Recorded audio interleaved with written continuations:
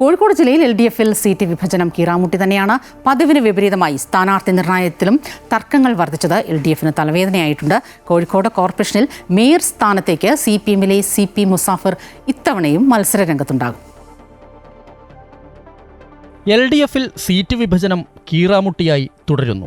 എന്നാൽ ആദ്യഘട്ട സ്ഥാനാർത്ഥി പ്രഖ്യാപനം ഇന്നുണ്ടാവും. CPM കൂടാതെ CPI, RJD, JDS, NCP, INL Wahab വിഭാഗം, INL ദേവർകോവിൽ വിഭാഗം, Kerala Congress M, Kerala Congress S, Kerala Congress B തുടങ്ങിയ സഖ്യകക്ഷികളെല്ലാം പരിഗണിച്ചാണ് സീറ്റ് വിഭജന ചർച്ചകൾ മുന്നോട്ടു പോകുന്നത്. ഘടകകക്ഷികൾ കൂടുതൽ സീറ്റ് ആവശ്യപ്പെടുന്നതാണ് പ്രതിസന്ധിക്ക് കാരണം. മൊകവൂർ ഡിവിഷനിൽ ഉൾപ്പെടെ ഘടകകക്ഷിക്ക് സീറ്റ് നൽകിയതിനെ ചൊല്ലി CPM-നകത്ത് കലാപമുയർന്നിട്ടുണ്ട്. സ്ഥാനാർത്ഥി നിർണയത്തിലും CPM-ൽ ഉൾപ്പെടെ തർക്കങ്ങൾ പരിഹരിക്കാനുള്ള ശ്രമം തുടരുകയാണ്. കോർപ്പറേഷനിലെ തടമ്പാട്ടുതാഴ് ഡിവിഷനിലും കോട്ടൂളി ഡിവിഷനിലും തർക്കങ്ങളുണ്ട്. പാർട്ടിയിലെ അസംതൃപ്തരെ അനുനയിപ്പിച്ച് മുന്നോട്ട് കൊണ്ടുപോകൽ CPM-ന് കടുത്ത വെല്ലുവിളി ഉയർത്തുന്നുണ്ട്. മാവൂർ ഗ്രാമപഞ്ചായത്തിൽ CPM-ൽ ഇപ്പോഴും അതൃപ്തി പുകയുന്നുണ്ട്. ഇന്ന് ഉച്ചയോടെ സീറ്റ് വിഭജനം പൂർത്തിയാക്കി ആദ്യഘട്ട സ്ഥാനാർത്ഥികളെ വൈകിട്ട് 4 മണിയോടെ പ്രഖ്യാപിക്കാമെന്ന കണക്കുകൂട്ടലിലാണ് LDF നേതൃത്വം. കോഴിക്കോട് ജില്ലയിൽ ഏറ്റവും കൂടുതൽ തദ്ദേശ സ്ഥാപനങ്ങൾ ഭരിക്കുന്നത് LDF ആണ്. അമൃത ന്യൂസ്, കോഴിക്കോട്. വിനേഷ് ചേരുകയാണ് വിവരങ്ങളുമായി. വിനേഷ്, തദ്ദേശ തെരഞ്ഞെടുപ്പുകൾ പൊതുവെ ചുവന്ന ചരിത്രമാണ് കോഴിക്കോടിന് ഉള്ളത്. ഈ പറഞ്ഞതുപോലെ വിനേഷിലേക്കാണ് നമുക്ക് പോകേണ്ടത്. നേരത്തെ സൂചിപ്പിച്ചതുപോലെ വിനീഷിൻ്റെ റിപ്പോർട്ടിൽ പറയുന്നത് പോലെ തന്നെ തദ്ദേശ തെരഞ്ഞെടുപ്പിൽ പൊതുവെ ഒരു ചുവന്ന ചരിത്രം അങ്ങനെയാണ്. കോർപ്പറേഷനിലടക്കം കോഴിക്കോട് കോർപ്പറേഷൻ കഴിഞ്ഞ 50 വർഷമായി LDF-ആണ് ഭരണം പിടിച്ചിരിക്കുന്നത്. സ്വാഭാവികമായും ഇപ്പോൾ LDF-ന് ഇത്തവണ സ്ഥാനാർത്ഥി നിർണയം വലിയ തരത്തിൽ കീറാമുട്ടിയാകുന്നു എന്ന റിപ്പോർട്ടുകൾ തന്നെ പുറത്തുവരികയാണ്. വിനേഷ്, ഈ പറഞ്ഞതുപോലെ സ്ഥാനാർത്ഥി നിർണയമാണ് ഏറ്റവും വലിയ കടമ്പ. അത് കഴിഞ്ഞാൽ തന്നെ ഈ പ്രചരണത്തിന് മുന്നണികൾക്ക് ഇറങ്ങാൻ സാധിക്കുകയുള്ളൂ, സജീവമായ ഒരു പ്രചരണത്തിനടക്കം.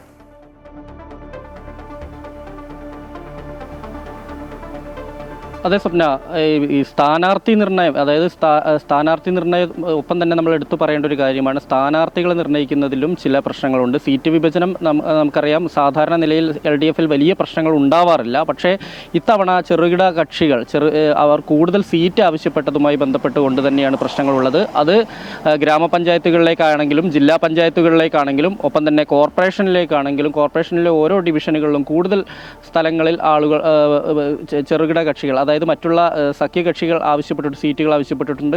ഇത് കൃത്യമായി കൊടുക്കാൻ കഴിയില്ല എന്നുള്ളൊരു നിലപാട് തന്നെയാണ് CPM-ൻ്റേത്. കാരണം ഇത്തരത്തിൽ നമുക്കറിയാം, ഇപ്പോൾ INL 2 വിഭാഗമുണ്ട്. INL പിളർന്നതിന് ശേഷം ദേവർകോവിൽ വിഭാഗവുമുണ്ട്, അതുപോലെ തന്നെ വഹാബിൻ്റെ വിഭാഗവുമുണ്ട്. ഈ 2 കൂട്ടരും ആവശ്യപ്പെടുന്നത് കഴിഞ്ഞ കാലങ്ങളിൽ ഒരുമിച്ചുണ്ടായിരുന്ന സമയത്തുണ്ടായിരുന്ന അതേ സീറ്റ് 2 കൂട്ടർക്കും വേണം. അതായത് 10 സീറ്റാണ് കൊടുക്കുന്നതെങ്കിൽ ഇവർ ചോദിക്കുന്നത് 2 കൂട്ടരും കൂടെ 20 സീറ്റാണ് ചോദിക്കുന്നത്. പക്ഷേ അങ്ങനെയൊന്നും കൊടുക്കാൻ കഴിയില്ല. നിലവിലുള്ളത് വീതം വെച്ച് കൊടുക്കുക എന്നുള്ളതാണ്. ഒപ്പം തന്നെ RJD ഉണ്ട്, അതുപോലെ തന്നെ മറ്റുള്ള CPI ഉണ്ട്. CPIക്കും നമുക്കറിയാം, CPIക്ക് ചില സ്ഥലങ്ങളിൽ കോഴിക്കോട് ജില്ലയിലെ ചില പ്രദേശങ്ങളിൽ കാര്യമായ സ്വാധീനമുള്ളത് കൂടിയാണ്. തീരെ സ്വാധീനമില്ലാത്ത സ്ഥലങ്ങളിൽ പോലും വലിയ തോതിൽ കൂടുതൽ സീറ്റുകൾ ആവശ്യപ്പെടുന്നു എന്നുള്ളതാണ് ഘടകകക്ഷികൾ ആവശ്യപ്പെടുന്നു എന്നുള്ളതാണ് ഇപ്പോൾ നിലവിലുള്ളൊരു പ്രതിസന്ധിക്ക് കാരണം.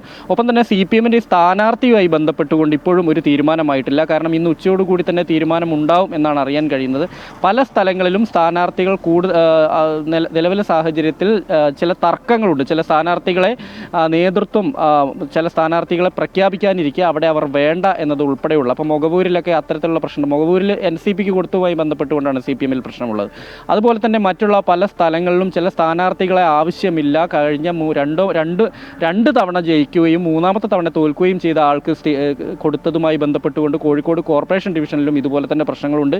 ഇങ്ങനെയുള്ള പ്രശ്നങ്ങളെല്ലാം പരിഹരിച്ചുകൊണ്ട് ഉച്ചയോടുകൂടി തന്നെ സ്ഥാനാർത്ഥികൾ ആരാണ് എന്നുള്ളത് ഏറെക്കുറെ ഒരു തീരുമാനമാകും. പക്ഷേ 4 മണിക്കായിരിക്കും ഇത് സംബന്ധിച്ച് LDF-ൻ്റെ വാർത്താ സമ്മേളനം ഉണ്ടാവുക എന്നുള്ളൊരു ഔദ്യോഗിക കുറിപ്പ് നമുക്ക് ലഭിച്ചിട്ടുണ്ട്. എന്തായാലും 4 മണിയോടുകൂടി തന്നെ ഈ പ്രശ്നങ്ങൾ ഏറെക്കുറെ പരിഹരിക്കാൻ കഴിയും എന്നുള്ളൊരു കണക്കുകൂട്ടൽ തന്നെയാണ്. ഒരു മാസത്തിനകമാണ് ഇനിയുള്ള സമയം തദ്ദേശ തെരഞ്ഞെടുപ്പിന്. സ്വാഭാവികമായും എത്രയും പെട്ടെന്ന് ഇത്തരത്തിലുള്ള തർക്കങ്ങളെല്ലാം പൂർത്തിയാക്കി പ്രചരണത്തിലേക്ക് അടക്കം മുന്നണികൾക്ക് കടക്കേണ്ടതുണ്ട്.